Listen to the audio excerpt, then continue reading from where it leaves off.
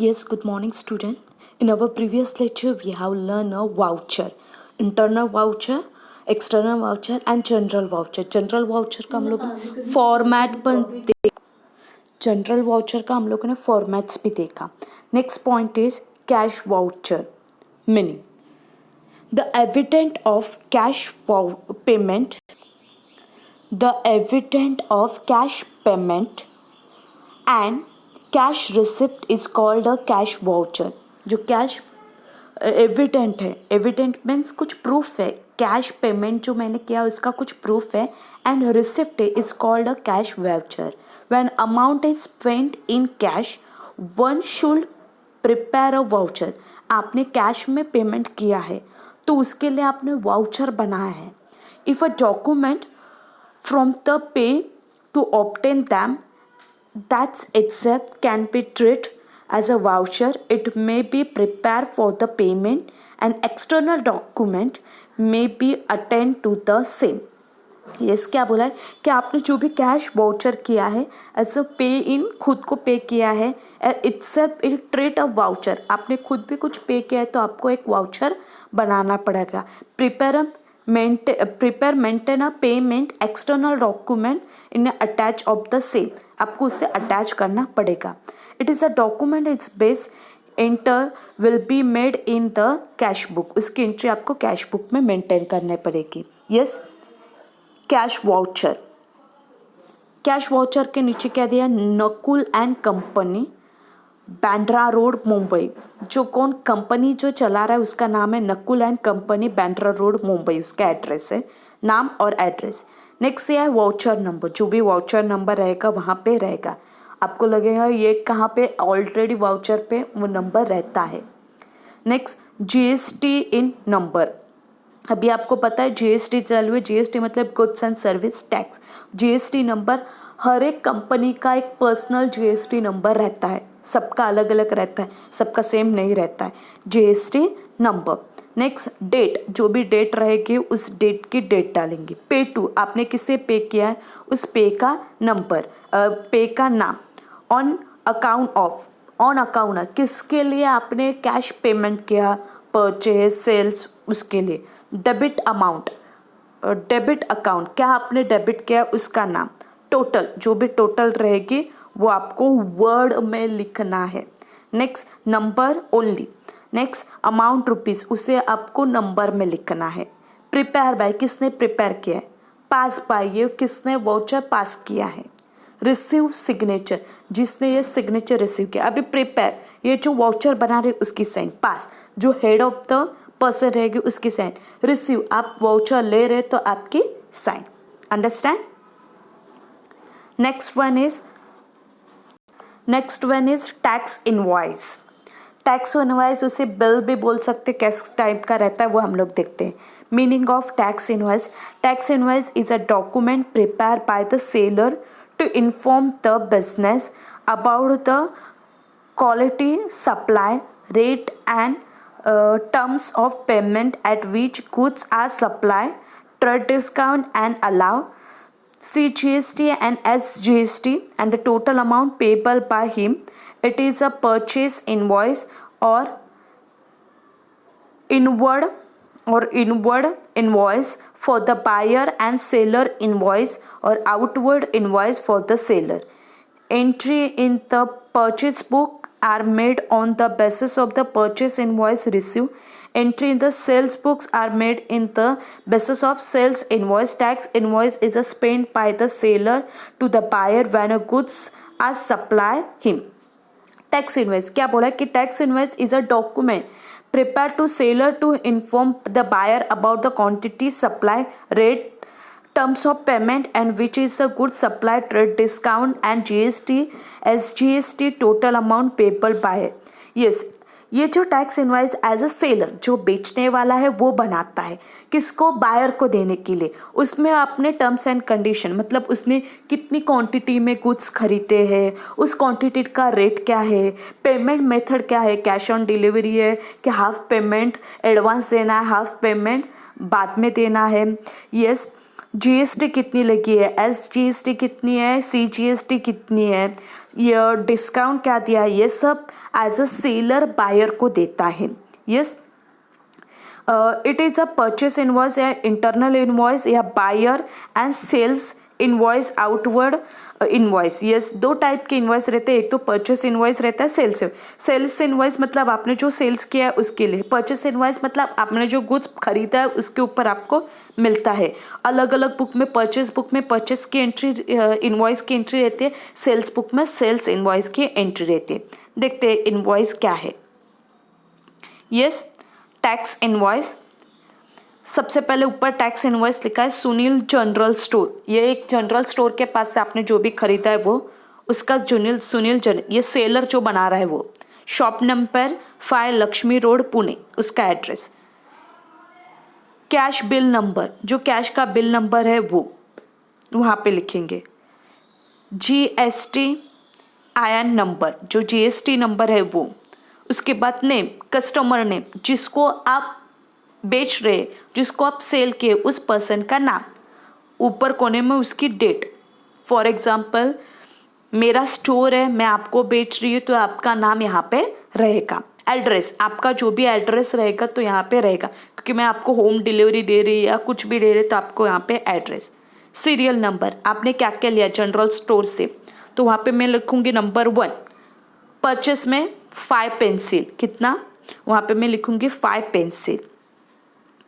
Yes, यहाँ पे समझा। HNC नंबर, जो भी उसका नंबर रहेगा, कितना लिया आपने, 5।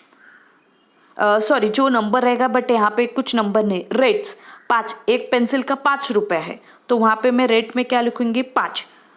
क्वांटिटी कितनी ली है, 5, मतलब रेट है 5 रुपीज़, क्वांटिटी है 5, मतलब 5 मल्टीप्लाई बाय 5, टैक्सेबल अमाउंट कितनी आएगी, 25।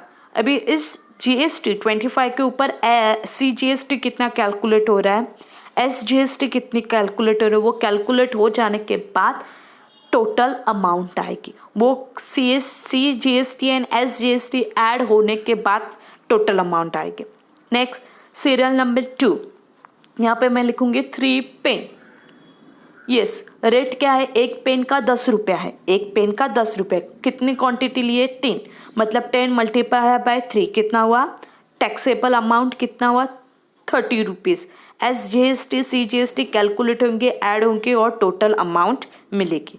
अंडरस्टैंड, यहाँ तक समझा। नेक्स्ट, रुपीज़ इन वर्ड, जो भी आप सीरियल नंबर के बाद टोटल आपकी आएगी उसे प्लस करेंगे तो आपको रुपीज़ में लिखना है, इन वर्ड में, मतलब 350 रुपीज़। यस, हो गया। बैंक डिटेल, जो भी आप चेक दे रहे हैं, बिल दे रहे हैं, आपको पेमेंट कहाँ से करना है, तो आपको कैश देना है तो कैश पेमेंट, नहीं तो मेरा ये बैंक डिटेल है, आप मेरा बैंक में पैसा जमा कीजिए। बैंक डिटेल, ये मेरी बैंक डिटेल रहेगी, मतलब यहाँ पे बैंक का नाम रहेगा, ब्रांच का कोड नंबर रहेगा और अकाउंट नंबर रहेगा। अंडरस्टैंड, यहाँ पे टर्म्स एंड कंडीशन जो भी दिया है, ये ENOE मतलब टर्म्स एंड कंडीशन है, और सिग्नेचर रहेगी। ये इनवॉइस में आपको देंगे। ये छोटे छोटे जनरल स्टोर में ऐसा नहीं होता, आपको छोटा सा बिल मिलता है, आपने ये लिया अमाउंट और हो गया। बट बड़े बड़े आप कंपनी में आप बहुत लॉट में खरीद रहे हैं तो आपको ये टैक्स इनवॉइस बनाना पड़ता है। Next point is credit memo. Yes, memo क्या होता है, a credit memo is also known as a invoice और बिल। क्रेडिट मेमो मतलब उधारी पे बिल लिया है, आपने कोई भी गुड्स खरीदा है वो क्या है, उधारी पे लिया है। Yes, credit memo is also known invoice और बिल, उसे भी इनवॉइस ही बोल सकते, उसे भी बिल बोल सकते। When a goods are purchase on credit the seller prepare the credit bill. Credit memo, आपने गुड्स खरीदे बट कुछ परचेस किए, खरीदे हैं बट ऑन क्रेडिट पे, मतलब यहाँ पे कैश ट्रांजैक्शन हुआ नहीं, उधारी पे लिया है, तो सेलर प्रिपेयर क्या कर रहा है, क्रेडिट नोट, मतलब सेल्स इनवॉइस और टैक्स इनवॉइस, उसे भी सेल्स इनवॉइस और टैक्स इनवॉइस बोलते हैं। And seller is to the customer to be the articles, आपको वो पेपर्स दिया जाता है, एज अ सेलर बायर को दिया जाता है।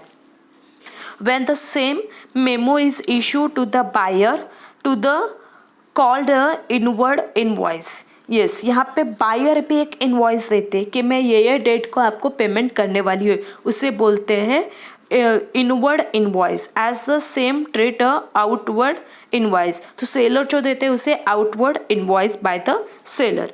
Therefore a credit memo is a statement given by the same customer provide the detail of goods sold for which certain amount from customer in the books, purchase books and sales books enter the mode on the basis of an invoice। Purchase book में भी उसकी entry रहती है, sales book में as a credit के हिसाब से। Yes उसका हमें नहीं दिखाया बट जैसे कैश बुक रहता है उसी टाइप का रहता है, थोड़ा सा चेंजेस क्रेडिट वगैरह यहाँ पे नोंद रहती है। Next one is receipt. Receipt क्या है? In a modern business to increase the profit. अभी ये मॉडर्न बिजनेस है, मॉडर्न बिजनेस में एज अ बिजनेसमैन का मेन मोटिव क्या रहता है, मेन अचीवमेंट क्या रहता है? प्रॉफिट्स। यस इंक्रीजिंग प्रॉफिट, मेरा प्रॉफिट किस टाइप का इंक्रीज हुए। The businessman sell a goods on credit, the payment will be made in future date. As a businessman क्या कर रहे हैं? अपना सेल बहुत कर रहे हैं, ऑन क्रेडिट पे भी कर रहा है, ऑन क्रेडिट पे। इन अ फ्यूचर में आपको इन फ्यूचर में इसका इस पेमेंट करना है, जो भी अभी आपने परचेस किया उसका इन फ्यूचर में आपको पेमेंट करना है। At the time of making payment, at the time of making payment is receive is required acknowledgement the payment of the purpose document is prepare called a receipt. Yes क्या बोला है कि as a certain date पर आपको payment करना है। जो भी पेमेंट रिसीव कर रहे हैं तो एक्नॉलेजमेंट के थ्रू, बिल के थ्रू, आपको डॉक्यूमेंट के थ्रू इस कॉल को प्रिपेयर करना डॉक्यूमेंट के थ्रू, उसे बोलते हैं caller receipt. On the basis this document enter will be made in the cash book. जो भी डॉक्यूमेंट आपको कहाँ पे मेंटेन करना पड़ रहा है? कैश बुक में। चलो देखते हैं रिसिप्ट। ऊपर रिसिप्ट लिखा है बालाजी एंड सन। कौन है? Balaji and son. Yes Somwarpeth Nashik. कहाँ पे? सोमवारपेट नासिक। बाजू में दिया है, बाजू में दिया है रिसिप्ट नंबर। आपके राइट साइड में दिया है रिसिप्ट नंबर, तो यहाँ पे आपका रिसिप्ट नंबर रहेगा। नेक्स्ट डेट, जो भी डेट पे आपने परचेस किया है उस डेट रहेगी, इनवॉइस रिसिप्ट बन रहा है वो। नेक्स्ट जीएसटी इन नंबर, जो भी आपका जीएसटी नंबर है बालाजी एंड सन का, तो वहाँ पे रहेगा।